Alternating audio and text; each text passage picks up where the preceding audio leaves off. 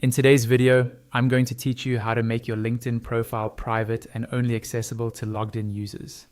This is really useful if you don't want your profile showing up in search engines like Google or being viewed in full by people who aren't signed into LinkedIn. We'll walk through the exact settings you need to change, step by step, so you stay in control of what you share. First, open LinkedIn in your browser and make sure you're logged into your account.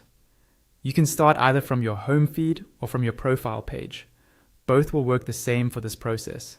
Once you see your LinkedIn home feed, look towards the top right of the screen for your profile icon with the word Me underneath it. Click on that Me icon to open a drop-down menu. This menu is where LinkedIn groups all your account options. From this list, choose Settings and Privacy. Go ahead and click that. It will open a new page dedicated to all your accounts and privacy controls. On the left-hand side of the Settings and Privacy page, you'll see a column with different sections, like Account, Visibility, and Others. Click on the section labeled Visibility. This is where you control who can see you and what they can see. Once you're in the Visibility section, look for an option that says Public Profile Settings and click on it. This link takes you to a special page that manages how your profile appears to people who are not logged into LinkedIn, as well as how it appears in search engines. On the Public Profile Settings page, you'll see a preview of your profile on the right and various controls on the left.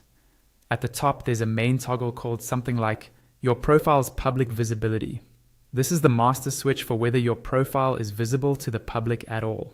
To make your profile private and accessible only to logged in users, simply click that toggle to turn it off.